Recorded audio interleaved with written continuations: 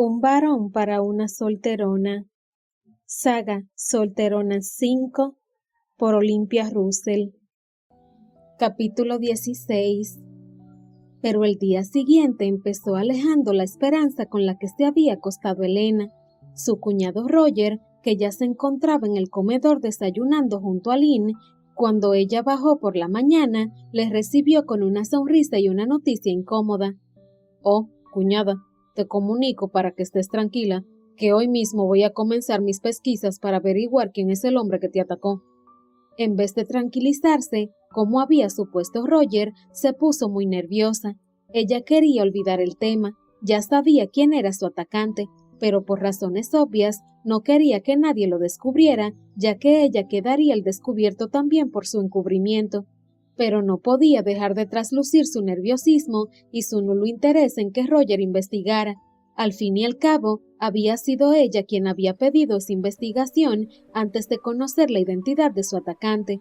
Para ganar tiempo, antes de contestarle, se sentó con calma, colocando bien su vestido y se metió un bollito de crema en la boca. Pero cuando terminó de masticarlo y tragarlo, tuvo que contestar. «Ah, qué bien, Roger, ya me irás contando», dijo, intentando aparentar interés. Ya que no podía parar aquello, tenía que hacer como que estaba interesada, aunque por debajo de la mesa cruzó los dedos pidiendo que Roger no encontrara nada. «Bueno, en un principio eres tú quien tiene que ir contándome». «¿Yo?», dijo Elena, atragantándose un poco con el segundo bollito que había comenzado a comer. «Claro», intervino Aline, que había estado callada hasta entonces. «Tienes que darle a Roger todos los datos que recuerdes de tu atacante». «Pero no vi nada, estaba oscuro, no había ni una luz», empezó Elena vacilante. Sí, pero también me dijiste que en un momento salió al pasillo y pudiste ver su perfil a la luz de la luna, que era alto y moreno, ¿no es así?» «Rubio». La respuesta le salió instintiva en un intento de alejar las sospechas de Connor Foster, pero en cuanto lo soltó se dio cuenta de que había metido la pata. Su hermana y su cuñado le estaban mirando con los ojos sorprendidos por cambiar de aquella manera su primera versión. Enseguida intentó recomponer el desaguisado. «Perdón, castaño quiero decir. La verdad es que moreno o castaño, no lo tengo muy claro. Estaba muy oscuro. También era muy alto y musculado, y llevaba el pelo corto». Con aquellos datos, sí estaba reafirmando lo que había dicho con anterioridad, así que su hermana y su cuñado olvidaron la pequeña contradicción de un momento antes y siguieron preguntándole. «Bien, Elena, vamos bien, pero como comprenderás, hay muchos hombres en Londres que encajan en esa descripción. Tienes que hacer un esfuerzo y buscar en tu memoria. Hasta el detalle más insignificante puede ser importante. Recuerdo que me dijiste también que tenía la nariz aguileña». «Sí, es cierto». Entonces Elena se quedó callada un momento, como si estuviera estrujando su memoria.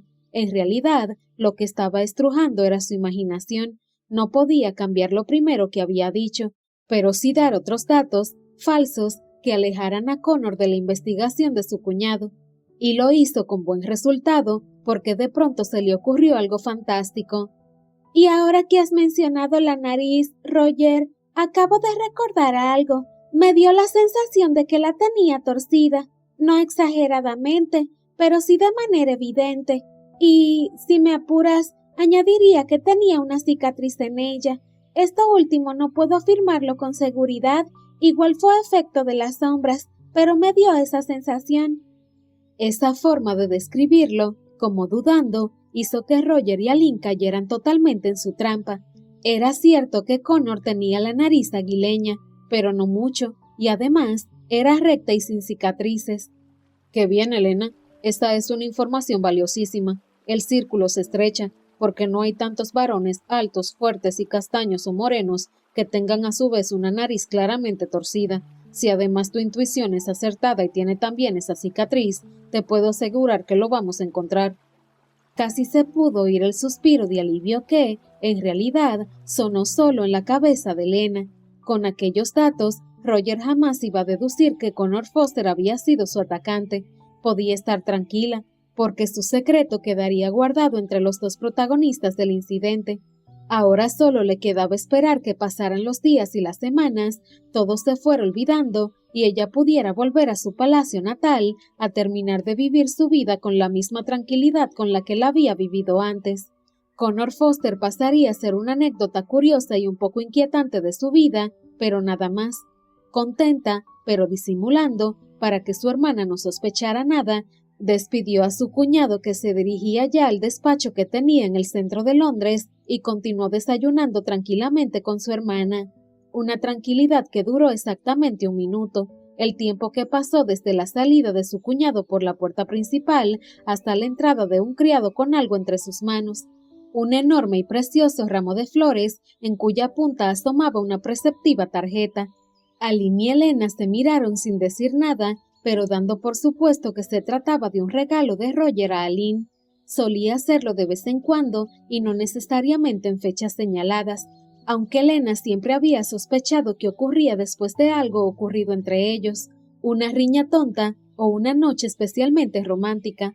Lo que su hermana dijo cuando cogió el ramo y se dirigió a abrir la tarjeta le confirmó a Elena que solía ser así, y también que aquel ramo era diferente.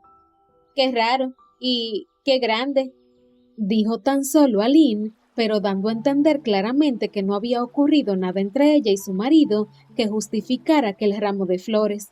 En cualquier caso, fue un comentario de pasada, ya que abrió la tarjeta sin poner en duda que venía de Roger y que era para ella. Pero cuando leyó la tarjeta, en menos de 2 segundos, su expresión de intriga moderada cambió de repente. Una sonrisa enorme apareció en su cara y se puso a dar palmadas emocionada. «No es para mí». A Elena le costó un rato entender qué estaba pasando. ¿A qué venía esa emoción si no era para ella? Además, si no era para ella, ¿para quién era? Por muy evidente que fuera la respuesta a las dos preguntas, Elena no la descubrió hasta que la misma Lynn se lo dijo en una frase corta pero que la dejó atónita. «Es para ti, las manda el varón». Había muchos varones en toda Gran Bretaña, pero a Lynn solo se podía estar refiriendo a uno. Elena se quedó sin palabras. Su vida acababa de tomar un giro impredecible. Cuando ya respiraba tranquila pensando que todo había acabado, aquel varón irritante y peligroso entraba de nuevo en su vida por la puerta grande. Cogió la tarjeta de manos de su hermana y la leyó antes de decir nada para ganar tiempo. «Querida Elena, espero que este humilde regalo sirva para hacerme perdonar por la torpeza de ayer. Seguramente fue producto de la grata e inmensa impresión que has causado en mí. Me gustaría que empezáramos de nuevo y que intentáramos ser, como mínimo, amigos. Tuyo, Connor».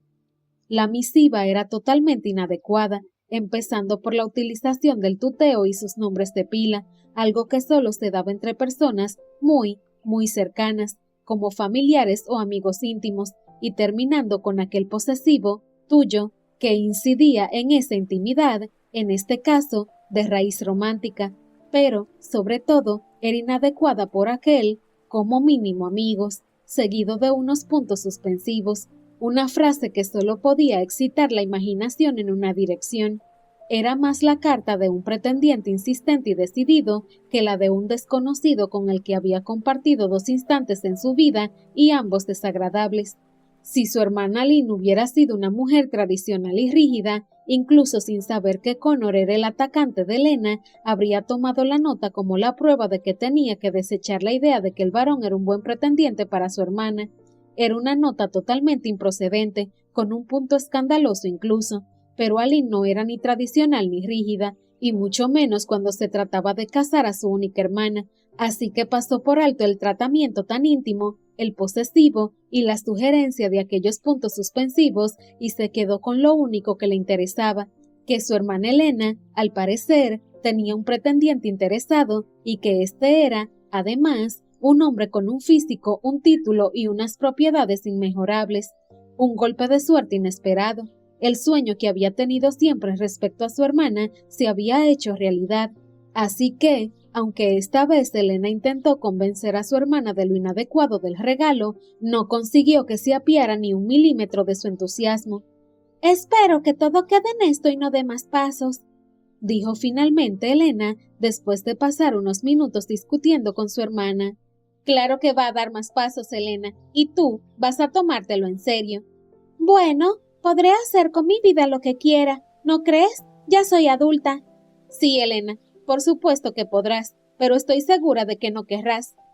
Aquel mensaje críptico hizo que por fin Elena se callara. Su hermana la conocía bien y había sabido leer la atracción que Connor ejercía sobre ella, a pesar de que sus palabras lo negaran.